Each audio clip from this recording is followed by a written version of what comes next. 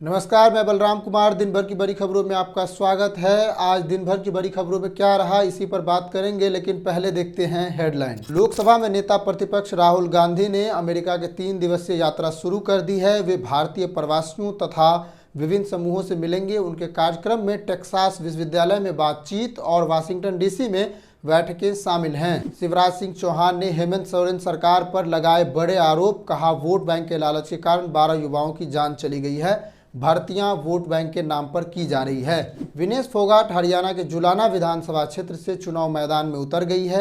इस दौरान लोगों की उमड़ी भीड़। विनेश ने लोगों से मांगा समर्थन। 13 दिसंबर 2023 को भारतीय संसद सुरक्षा पर हुए हमले मामले में दिल्ली पुलिस ने अदालत में आरोप पत्र दायर कर दी है, जिससे कई बड़े खुलासे सामने आए हैं। तृणमूल कांग्रेस के राज्यसभा सांसद जवाहर सरकार ने सरकार द्वारा बरती गई लापरवाही, भ्रष्टाचार और प्रदर्शन के क्रूर दमन के कारण अपने पद से इस्तीफा दे दिया है। इसमें से कुछ अहम खबरें विस्तार से। लोकसभा में नेता प्रतिपक्ष राहुल गांधी की आज से शुरू हुई 3 दिवसीय अमेरिकी यात्रा। इस दौरान रविवार को वह टेक्सास पहुंचे। राहुल गांधी का एयरपोर्ट पर भारतीय प्रवासी कांग्रेस के अध्यक्ष सैम पित्रोदा और भारतीय प्रवासियों के सदस्यों ने जोरदार स्वागत किया है।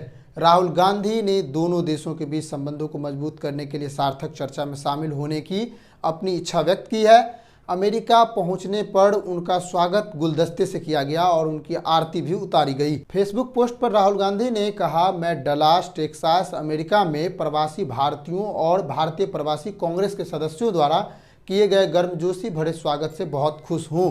उन्होंने कहा, मैं इस यात्रा के दौरान सार्थक चर्चाओं और व्यवहारिक वार्तालापों में शामिल होने के लिए उत्सुकता से प्रतीक्षा कर रहा हूं, जिससे हमारे दोनों देशों के बीच संबंध और मजबूत होंगे। अपनी अमेरिकी यात्रा के दौरान राहुल गांधी टेक्सास विश्वविद्यालय सहित वाशिंगटन डीसी और डलास में बैठकें और बातचीत करेंगे। इससे पहले 31 अगस्त को सैम पित्रोदा ने कहा था कि लोकसभा में विपक्ष का नेता बनने के बाद राहुल गांधी की यह पहली अमेरिकी यात्रा है। पित्रोदा ने एक वीडियो बयान जारी करके कहा, जब से राहुल गांधी विपक्ष के नेता बने हैं, मैं 32 देशों में मौजूद भारतीय प्रवासी कांग्रेस के अध्यक्ष के रूप में भारतीय प्रवासी राजनयिकों, शिक्षाविदों, व्यापारियों, नेताओं और अंतर्राष्ट्रीय मीडिया से राहुल गांधी के साथ बातचीत करने के लिए अनुरोधों की बौछार सुन रहा हूं।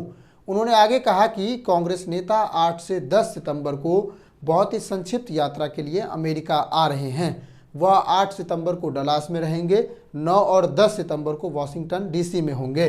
डलास में हम टेक्सास विश्वविद्यालय के छात्रों, शिक्षाविदों और समुदायों के लोगों के साथ बातचीत करेंगे। हम एक बहुत बड़ी सामुदायिक सभा का आयोजन भी करेंगे। उसने कहा कि हम डलास क्षेत्र के नेताओं के साथ रात्रि भोज करेंगे।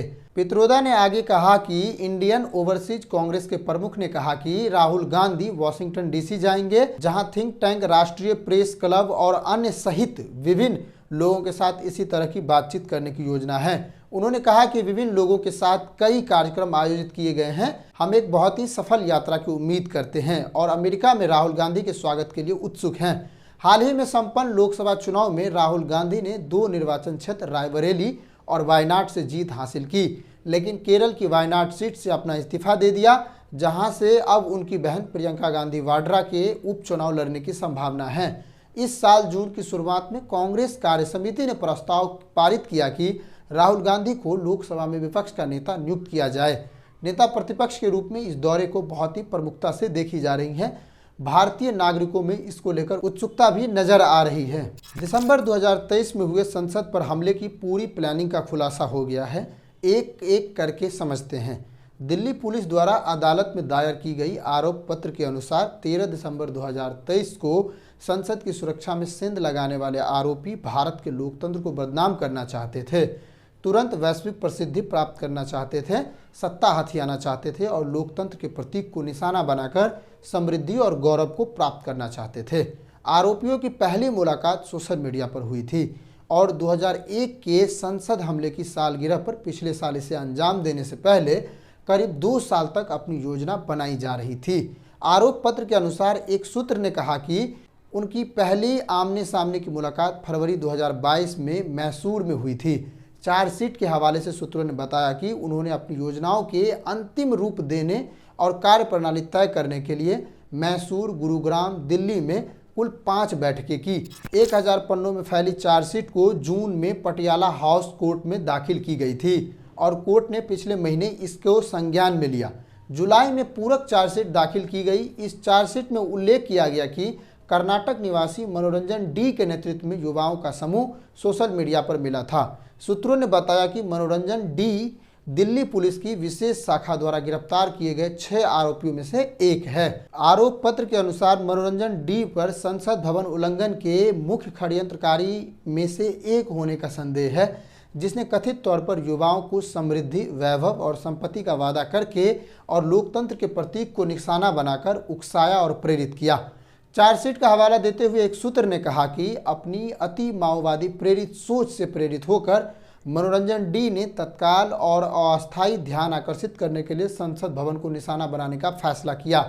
सूत्रों ने आगे कहा कि आरोपी एक व्यापक संदेश देना चाहता था कि भारतीय लोकतंत्र प्रभावी नहीं है और इसे बदलने की जरूरत है।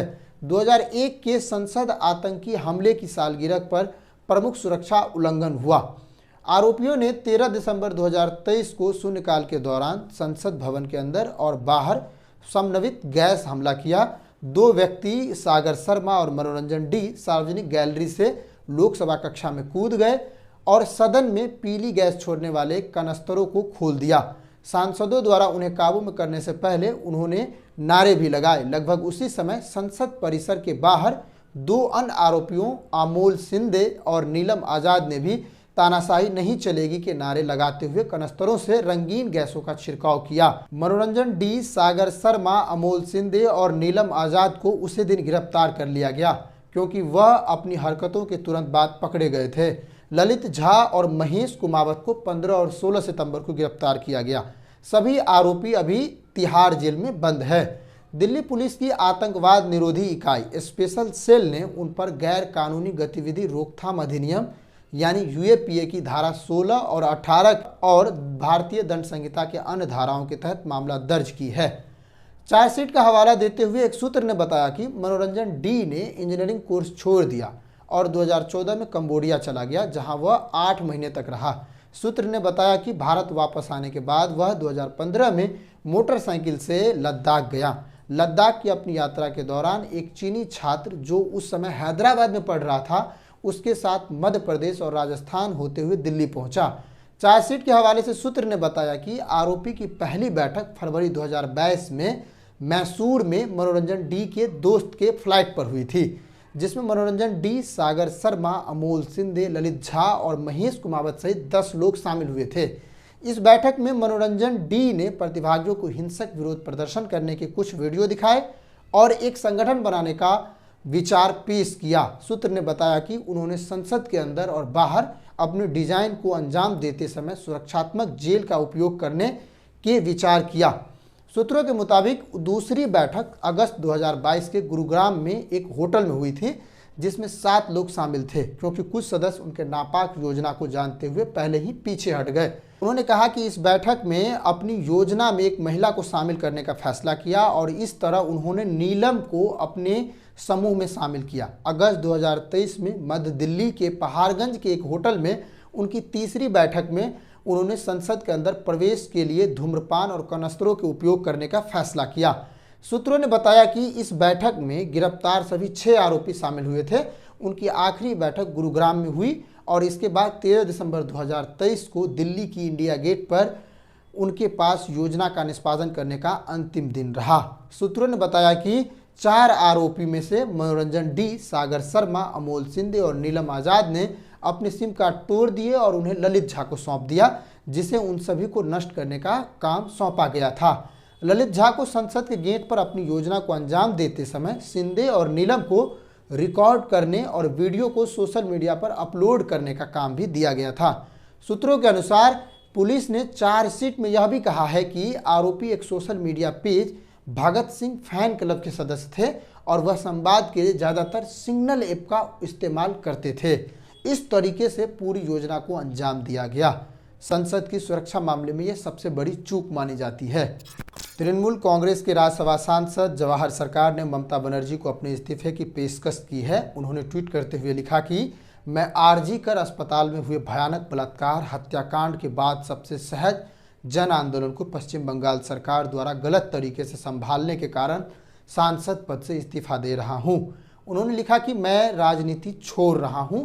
न्याय के लिए लोगों के संघर्ष में उनके साथ खड़ा होने के लिए मूल्यों के प्रति मेरी प्रतिबद्धता अपरिवर्तित है। समाचार एजेंसी पीटीआई के मुताबिक जवाहर सरकार ने ममता बनर्जी को एक पत्र में कहा कि वे आरजी कर अस्पताल की डॉक्टर महिला के साथ रेप केस और भ्रष्टाचार के मामले की वजह से अपना इस्तीफा सौंपना चाहते हैं। इस खत में जवाहर सरकार ने लिखा, मैं आपको यह बताना चाहता हूं कि मैंने संसद की इससे जुड़ी राजनीति से इस्तीफा देने का फैसला किया है। राज्यसभा में सांसद के तौर पर पश्चिम बंगाल के प्रतिनिधित्व और पश्चिम बंगाल की समस्याओं को उठाने का मौका देने के लिए आपका धन्यवाद। उन्होंने अपने खत में लिखा है कि साल 2022 में ही मैंने सार्वजनिक बयान में कहा था कि राज्य में फैले भ्रष्टाचार के खिलाफ पार्टी और राज्य सरकार को कार्रवाई करनी चाहिए। इसके बाद मुझे वरिष्ठ नेताओं ने धमकाया, लेकिन मैंने उस वक्त इस्तीफा नहीं दिया क्योंकि मुझे लगा था कि आप इसके खिलाफ जरूर कुछ करेंगे। इसने न केवल मुझे बल्कि पश्चिम बंगाल की जनता को भी दुख पहुंचाया है।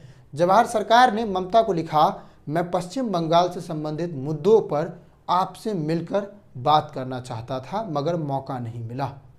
ये है जवाहर सरकार का इस्तीफा पत्र। देखते रहिए सान इंडिया। जय हिंद।